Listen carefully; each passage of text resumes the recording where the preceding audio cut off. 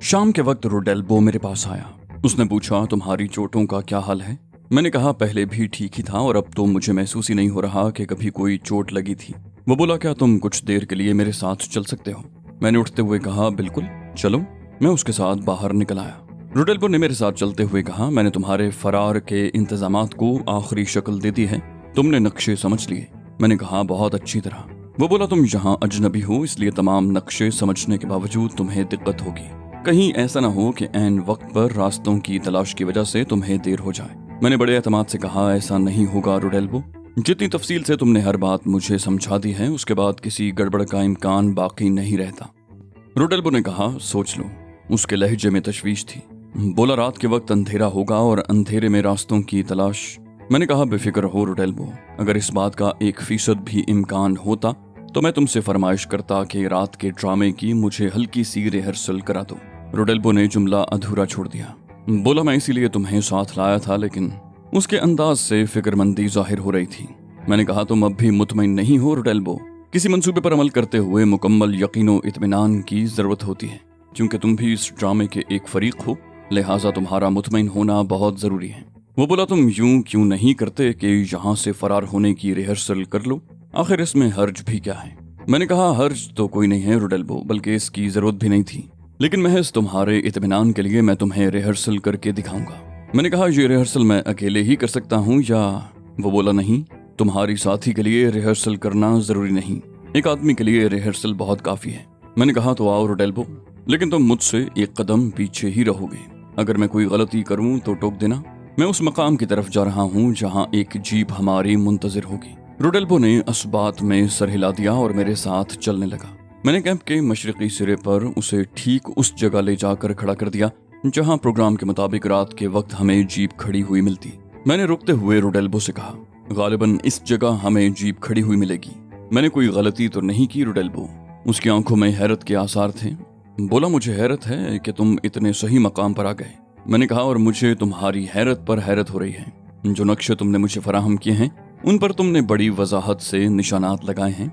उसके बाद भी अगर मुझसे गलती हो जाए तो मुझे ये काम छोड़कर कोई और धंधा करना चाहिए। रोडेल्बो ने कहा, तुम्हारी इस बात से मैं मुत्तफिक हूँ।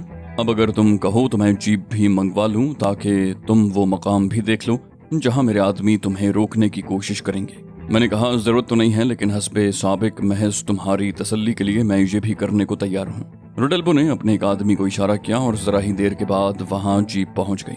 मैंने कुछ कहे बगैर ड्राइविंग सीट संभाल ली और रोडेल्बो मेरे बराबर में बैठ गया। मैंने कहा, अब मैं तुम्हें दिखाऊंगा कि तुम्हारी रहनुमाई के बगैर मैं उस मकाम की निशानदही कर सकता हूँ जहाँ हमें एक नाम नेहाद मुकाबला करना होगा। रोडेल्बो ने बड़े गौर से मुझे देखा।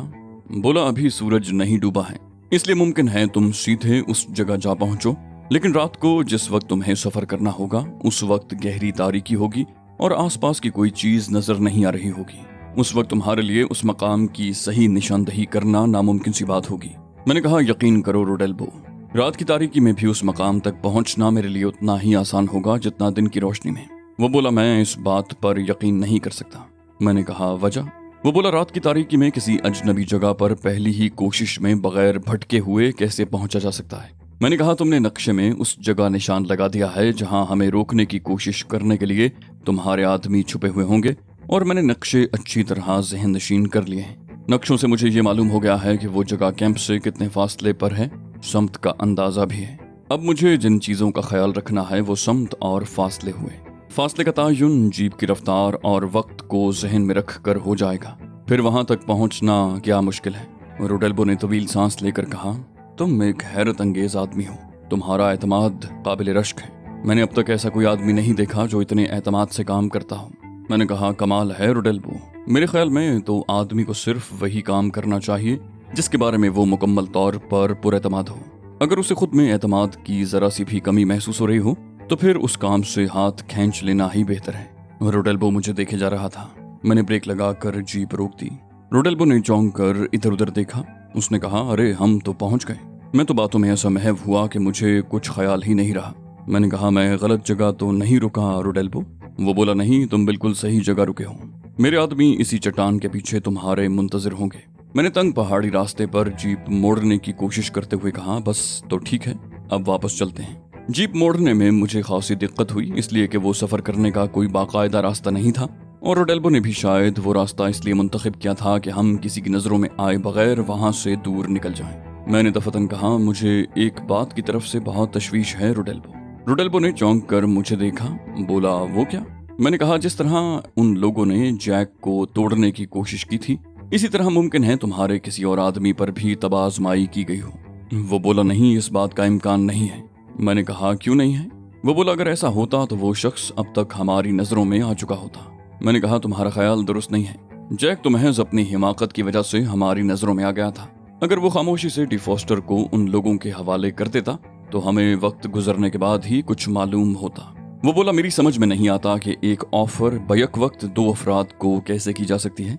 उन्हें पहले उसके जवाब का इंतजार करना चाहिए था। अगर उन्होंने किसी और को भी ऑफर कर दी है तो इसे हिमाकत ही कहा जा सकता है। मैंने कहा, हमारा साबिका जिन लोगों से है रोडेल्बो, वो सीक्रेट एजेंट कहलाते हैं। तुम शायद न जानते हो, लेकिन मैं तुम्हें बतलाए देता हूँ कि सीक्रेट एजेंट्स कभी एक जरिए पर इक्तिफा नहीं करते। इसकी कई वजूहात होती हैं। दूसरे मुल्क में काम करने की वजह से उनकी जिंदगियों को हर वक्त खतरा लाहक रहता है, इसलिए वो वक्त ज़ाया करने का खतरा मोल नहीं ले सकते। यही वजह है कि काम करने के जितने ज़राए उन्हें मैसर आ सकते हैं, बैक वक्त उन सब से फ़ायदा उठाने की कोशिश करते हैं। ये लोग नहायत सफ़ाक, बेरहम और वादा खिलाफ किस्म के लोग होते हैं। तुम क्या समझते हो, अगर जैक डी फॉस्टर को उन लोगों के हवाले कर देता तो वो उसे $1,00,000 अदा कर देते? नहीं, हरगिज़ नहीं, बल्कि वो उसे गोली मारकर हलाक कर देते और डी फॉस्टर को लेकर फरार हो जाते। रोडेल्बो ने कहा, लेकिन ये भी तो सोचो कि अगर उन्होंने जैक के अलावा किसी और को भी ये ऑफर करने की हिमाकत की होती तो क्या डी फॉस्टर को कैंप से निकाल ले जाने की कोशिश में उन दोनों अफराद में तसादुम का खतरा न होता? मैंने तारीफी लहजे में कहा, तुमने बहुत अच्छा नुक्ता उठाया है रोडेल्बो। यकीनन ये बात है, अगर एक से ज्यादा अफराद डी फॉस्टर को निकालने के चक्कर में पड़ते तो इस कोशिश में उनमें आपस में तसादुम का खतरा होता, और तसादुम के नतीजे में डी फॉस्टर तो न निकल पाता, उन लोगों का राज अफशा हो जाता। उन सीक्रेट एजेंटों ने इस नुक्ते को नजरअंदाज नहीं किया होगा। रोडेल्बो ने खुश होकर कहा, बस तो साबित हुआ कि सिर्फ जैक ही वो काली भेड़ था जिसे उन लोगों की तरफ से कोई ऑफर हुई थी। मैंने कहा, इससे ये कहाँ साबित होता है रोडेल्बो? क्या यह मुमकिन नहीं कि उन्होंने हमारा प्रोग्राम मालूम करने के लिए तुम्हारे कुछ लोगों को तोड़ने की कोशिश की हो? रोडेल्बो ने खौफजदा से अंदाज में हंसकर कहा, तुम तो होश उड़ा देने वाली बातें करते हो। मैंने कहा, कबल इसके कि किसी नागहानी से हमारे होश उड़ें, होशरुबा इम्कानात का जायजा लेना बेहतर होता है। इससे कम से कम आदमी किसी भी नागहानी के लिए जहनी तौर पर तैयार तो होता है। रोडेल्बो ने तशवीश ज़दा लहजे में पूछा, तो ये बताओ कि अब क्या किया जाए? क्या अपने आदमियों को टटोलने की कोशिश करूं? मैंने एक ठंडी सांस लेकर कहा, हमारे पास वक्त बहुत कम है रोडेल्बो, इसलिए अब कुछ भी नहीं हो सकता। वो बोला, ये जरूरी तो नहीं है कि फरार के प्रोग्राम पर आज ही अमल किया जाए। हम कोई और प्रोग्राम बना लेंगे और इस पर किसी और रोज अमल कर लेंगे। मैंने कहा, अब तो कोई खतरा भी मोल नहीं लिया जा सकता रोडेल्बो। ये बात उन लोगों के इल्म में आ चुकी है कि डी फॉस्टर तुम्हारे कैंप में मौजूद हैं, और इसके बाद यहाँ गुजरने वाला हर लम्हा डी फॉस्टर के लिए खतरे का पैगाम लाएगा। हम कैंप में वापस पहुंच चुके थे। मैंने जीप रोक दी और हम जीप से उतर आए। सूरज गुरूब हो चुका था और हल्की हल्की तारीकी फैलना शुरू हो गई थी। रोडेल्बो ने कहा, यहाँ रुकने में भी खतरा है और फरार होने में भी खतरा है, तो फिर क्या करें? मैंने कहा, यहाँ रुकने में ज्यादा खतरा है, लिहाजा तयशुदा प्रोग्राम पर ही अमल किया जाए। वो बोला, मेरा ख्याल इसके बरक्स है। यहाँ उन लोगों के मुकाबले के लिए एक पूरा गिरोह मौजूद है, जबकि अगर उन्होंने तुम्हें रास्ते में कहीं घेर लिया तो तुम तन्हा होगे। मैंने कहा, पहली बात तो ये कि तुमने उनकी ताकत का गलत अंदाजा लगाया है। हमारे मुकाबले पर कई मुल्कों के सीक्रेट एजेंट हैं। हमें तो ये भी नहीं मालूम कि डी फॉस्टर की यहाँ मौजूदगी की खबर किस मुल्क के एजेंटों तक पहुंची है। अगर ये खबर सारे ममालिक के एजेंटों तक पहुंच गई तो तुम्हारे आदमी किस किस का मुकाबला करेंगे? दूसरी बात यह है कि हमारे प्रोग्राम के राज का अफशा हो जाना महज एक कयास है, और कयास भी ऐसा जिसके सही और गलत होने के इम्कानात बराबर के हैं। लिहाजा मेरी राय में तो कयास पर फैसला करना ठीक नहीं होगा। क्या ख्याल है? रोडेल्बो ने कहा, तुम्हारी बात दिल को लगती है।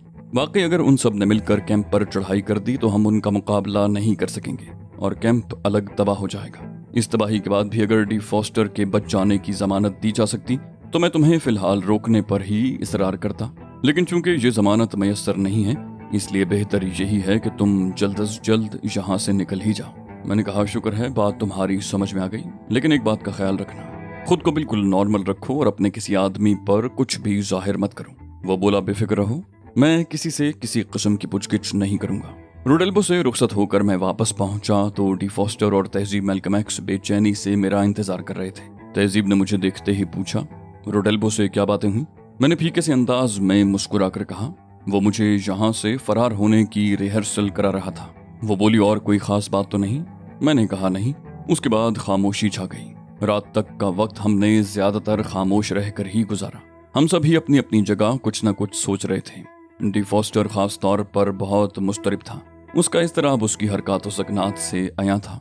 उसे किसी कल चैन नहीं आ रहा था। कभी लिपट जाता, कभी बैठ जाता और कभी टहलने लगता। मैंने और तहजीब ने उसे किसी बात पर नहीं टोका। इस दौरान मैं रात का खाना आया और बड़ी खामोशी के साथ खा भी लिया गया। फिर वो वक्त भी आ गया जब हमें यहाँ से फरार होना था। ये वो वक्त था जब कैंप में हिप्पी आवारागर्द नशे में डूबकर बदमस्त हो जाते हैं और अपने गिरदोपेश से बेखबर हो जाते हैं। रात के सन्नाटे में कैंप के मगरबी सिरे पर उभरने वाले फायरों की पै दर पै आवाजों ने सन्नाटे का सीना छील दिया। मुख्तलिफ अक़साम के आतशी असलहे से लगातार फायरिंग हो रही थी। मुझे यकीन था कि इस फायरिंग ने कैंप में हलचल मचा दी होगी, लेकिन हम अच्छी तरह जानते थे कि ये सब तयशुदा प्रोग्राम के मुताबिक हो रहा है। चुनाचे हम फरार होने के लिए तैयार हो गए। हमें रास्ता बिल्कुल साफ मिला था। जीप तक पहुंचने के दौरान हमें रोडेल्बो का एक आदमी भी न मिला। मैं डी फॉस्टर और तहजीब को लेकर सीधा जीप तक पहुंचा। हस्बे प्रोग्राम इग्निशन में कुंजियां लगी हुई थीं। मैंने ड्राइविंग सीट पर बैठकर किसी तवक्कुफ के बगैर जीप स्टार्ट कर दी। तहजीब ने डी फॉस्टर के साथ अक़बी हिस्सा संभाल लिया। मैंने जीप को आगे बढ़ाते हुए तहजीब से पूछा, राइफल मौजूद है? तहजीब ने कहा, हाँ, खासी तादाद में फालतू राउंड्स भी मौजूद हैं। मैंने मुतमईन अंदाज में सर को जुम्बिश दी और जीप की रफ्तार बढ़ाने लगा। फायरिंग की आवाजें बतदरीज हमसे दूर होती जा रही थीं। पहाड़ी ढलानों और बुलंदियों पर जीप का सफर जारी था। मैं मुमकिन हद तक तेज रफ्तारी से जीप ड्राइव कर रहा था, लेकिन पहाड़ी रास्तों पर ज्यादा तेज रफ्तारी का मुजाहिरा करना मुमकिन नहीं था। इसलिए जीप बहुत ज्यादा रफ्तार से भी सफर नहीं कर रही थी। अक़ब से आने वाली फायरिंग की आवाजें दम तोड़ चुकी थीं और अब हर तरफ सन्नाटे और वीरानी का राज था। ताहद निगाह जहां तक जीप की हेडलाइट्स में नजर काम कर रही थी, वीराने और पहाड़ी चट्टानों के अलावा कुछ नहीं था। कुछ दूर मजीद सफर करने के बाद हमने फायरिंग की आवाज सुनी। ये फायर हमसे काफी आगे हुआ था। उसके बाद फायरों की मुसलसल आवाजों ने सन्नाटे को मजरूह करना शुरू कर दिया। मेरे होंठों पर मुस्कुराहट उभर आई। वो ड्रामा शुरू हो गया था जो मेरे मशवरे पर रोडेल्बो ने किंग एटलस के कहने से तरतीब दिया था। मैं बेखौफी से जीप ड्राइव करता रहा। किसी किस्म के खौफ का सवाल ही पैदा नहीं होता था। मेरे और तहजीब के अलावा डी फॉस्टर भी इस ड्रामे से वाकिफ था, वरना वो पहले से जिस तरह सहमा हुआ था उसके पेश नज़र अगर उसकी तवक्को के खिलाफ इस किस्म का कोई हंगामा शुरू हो जाता तो खौफ के मारे उसकी खिग्गी ही बंद गई होती। जरा आगे बढ़ने के बाद दफतन ही मुझे एहसास हुआ कि अभी वो जगह तो नहीं आई जहां हम पर हमला किया जाना था। उन लोगों ने इतनी बेसब्री का मुजाहरा क्यों किया? हमारे वहां पहुंचने में चंद ही मिनट तो रह गए थे। क्या वो लोग चंद मिनट इंतजार नहीं कर सकते थे? उन्होंने इतने फासले से ये इक़दाम क्यों किया? उन्हें जीप के रास्ते का भी इल्म था। इतने फासले से गोलियां बरसाना तो निहायत बेमानी हरकत थी। इतनी देर में तो अपने बचाव का इंतजाम भी किया जा सकता था। कुछ देर गोलियां चलने का सिलसिला जारी रहा और फिर दफतन ही दोबारा पहले की तरह सन्नाटा छा गया। गोलियां चलना बंद हो गई थीं। मैं उलझन में मुब्तला हो गया था, मगर मैंने जीप नहीं रोकी। अक़ब से तहजीब ने मेरे कान में सरगोशी की, अली, वो जो सामने चट्टान नजर आ रही है ना, मैंने उसी तरफ से शोले लपकते देखे थे। मैंने कहा, हाँ, फायरिंग उसी चट्टान पर से हो रही है और हम उसी चट्टान के सामने से गुजरेंगे। तहजीब ने कोई जवाब न दिया और डी फॉस्टर तो आवाज निकालने के काबिल भी नहीं था। मैं दांतों पर दांत जमाए ड्राइविंग कर रहा था। मेरा जहन बहुत तेजी से काम कर रहा था, मगर इस नई सूरत हाल के मुताल्लिक मैं कोई राय कायम नहीं कर पा रहा था। अभी हमारी जीप उन चट्टानों के सामने पहुंच भी नहीं पाई थी कि अचानक ही हम पर रोशनी की यलगार हो गई।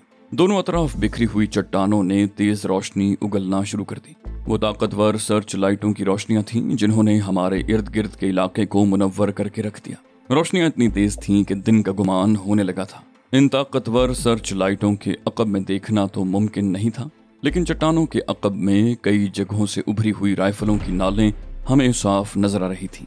एक गरजदार आवाज सुनाई दी, रुक जाओ। अगर फरार होने की कोशिश की तो जीप के साथ साथ तुम सबके भी परखचे उड़ जाएंगे। मैं अच्छी तरह जानता था कि वहाँ इस वीराने में उन लोगों ने हमारी ज़ियाफत के लिए इतना एहतमाम नहीं किया होगा इसलिए मैंने इस वार्निंग से कबल ही जीप रोक दी। जहां तगोदौ का मनफी नतीजा निकलने की तवक्को हो, वहां किसी किस्म की जिद्दोजहद करने को महज हिमाकत ही करार दिया जा सकता है। लेकिन उस आवाज ने मेरे जिस्म में सनसनी पैदा कर दी थी। उस आवाज में शिनासाई की झलकियां थी। वो आवाज मेरे लिए अजनबी नहीं थी, लेकिन फौरी तौर पर मुझे याद ना सका कि वो आवाज मैंने पहले कहाँ सुनी है। गरजदार आवाज में दोबारा कहा गया, तुम्हारे पास जो असलहा भी है उसे जीप से बाहर फेंक दो। मेरे पास तो असलहे के नाम पर कुछ भी नहीं था। उसकी जरूरत ही महसूस नहीं हुई थी। प्रोग्राम तो ये था कि उस मकाम से कुछ आगे हम रोडेल्बो के आदमियों से मसनूई मुकाबला करेंगे, और इसी वजह से मैंने अपने पास कोई हथियार रखने की जरूरत महसूस नहीं की थी। ताहम अब मुझे एहसास हो रहा था कि मुझसे जबरदस्त गलती सरजद हुई है। ये बात मुझे फरामोश नहीं करना चाहिए थी कि हमारा मुकाबला मामूली लोगों से नहीं, हमारे मुकाबले पर दुनिया के इंतहाई तरक्की याफ्ता ममालिक के मायानाज एजेंट थे, जिनसे हमा वक्त होशियार रहना जरूरी था। लेकिन मुझसे जो चूक हो चुकी थी, अब पछतावे से उसका मदावा तो नहीं हो सकता था। मेरी तरह डी फॉस्टर भी निहत्ता था। अगर वो निहत्ता न होता तो भी क्या फर्क पड़ जाता। वो ज़हनी काम करने वाला कमजोर आसाब का आदमी था, एक साइंसदान जो मोहलक हथियार ईजाद तो कर सकता है मगर उन्हें इस्तेमाल नहीं कर सकता। डी फॉस्टर के आसाब पर तो गोलियों की आवाजें भी बम के धमाकों की तरह असरअंदाज हो रही थीं। उसकी घिग्गी बंद गई थी। अगर उसके पास हथियार होता तो या तो वो उसे इस्तेमाल न कर पाता, या अगर इस्तेमाल करता भी तो शायद अपने साथियों के लिए ही हलाकत खेजी का सामान करता। तहजीब के पास अलबत्ता एक राइफल थी जो मसनूई मुकाबला करने के लिए रोडेल्बो ने मुहैया की थी। मुकाबला तो खैर क्या करते, उल्टे हम मुसीबत में फंस गए थे। और जिस तरह मैंने जीप रोक दी थी, उसी तरह तहजीब के पास भी राइफल फेंक देने के सिवा कोई चारा नहीं था, और उसने किया भी यही। सन्नाटे में राइफल के संगलाख जमीन पर गिरने से जोरदार आवाज पैदा हुई और फिर सन्नाटा छा गया। मेरे दोनों हाथ जीप के स्टीयरिंग पर थे। जीप और उसके इर्द गिर्द का पहाड़ी इलाका तेज रोशनी में डूबा हुआ था। मैं बेहिस्सो हरकत बैठा था, मगर मेरी आंखें तेजी से गर्दिश कर रही थी। लेकिन बेआब हो गया चट्टानों के अकब से झांकती हुई मुताद्दिद राइफलों की नालों के अलावा कुछ और नजर नहीं आ रहा था। इस सूरत हाल में राइफल फेंक कर तहजीब ने अक्लमंदी का मुजाहरा किया। तहजीब के राइफल फेंकने के चंद ही लम्हों के अंदर अंदर चट्टानों के अकब से कई मुसल्लह अफराद बरामद हुए और उन्होंने जीप को घेरे में ले लिया। उन सब के चेहरे निकाबों में पोशीदा थे। उन्होंने अंदाजा कर लिया था कि हम किसी किस्म की मज़ाहमत करने का इरादा नहीं रखते, इसलिए वो बिला झिझक जीप के बिल्कुल नजदीक आ गए थे। मैं खामोशी से स्टीयरिंग पर बैठा उन लोगों को देखता रहा। उनमें से किसी के मुंह से एक लफ्ज भी नहीं निकला था। फिर किसी ने मुझे कॉलर से पकड़कर बड़ी बेदर्दी से जीप से नीचे खींच लिया। मैं बड़े बेतुके अंदाज में जमीन पर गिरा और मुझे अपने जिस्म पर चंद ठोकरें भी बर्दाश्त करना पड़ी। मजीद पिटाई से बचने के लिए मुझे तेजी से उठकर खड़ा हो जाना पड़ा। डी फॉस्टर और तहजीब के साथ भी ऐसा ही बेरहमाना सलूक किया गया। फिर उन लोगों ने हम तीनों के हाथ हमारी पुश्त पर मजबूती से बांध दिए। हमारी जामा तलाशी लेकर उन्होंने हमारे पास मौजूद हर चीज अपने कब्जे में ले ली। मैं ये सोच रहा था कि मालूम नहीं इनमें से किसकी आवाज मैंने पहले सुनी थी। मैं अभी तक याद नहीं कर सका था कि मुझे उस आवाज में शिनासाई की झलकियां क्यों महसूस हुई थी। अगर वो सब निकाब पोश न होते तो शायद बोलने वाले का चेहरा देखकर ही मुझे कुछ याद आ सकता। हमारे हाथ बांधने के बाद उन लोगों ने हमें जारहाना अंदाज में धकेलना शुरू किया। तकरीबन 15 मिनट के बाद वो हमें धकेलते हुए एक ऐसे मकाम पर ले गए जहां एक चट्टान के अकब में एक बड़ी सी गाड़ी खड़ी हुई थी। उस वैन का अकबी दरवाजा खोला गया और उन लोगों ने हमें वैन के अंदर फेंक दिया और उसके बाद खुद भी वैन के पिछले हिस्से में घुस गए। 3 अफराद अलबत्ता वैन के अगले हिस्से की तरफ चले गए थे। चंद ही लम्हों के अंदर अंदर गाड़ी स्टार्ट होकर वहां से रवाना हो गई और उसके जरा ही देर बाद हमने एक धमाका सुना। गालिबन बम मारकर हमारी जीप को तबाह कर दिया गया था।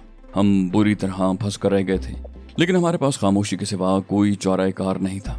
हमें जानवरों की तरह वैन में ठूंसा गया था और हम इस सुलूक के खिलाफ सदाए एहतजाज भी बुलंद नहीं कर सकते थे।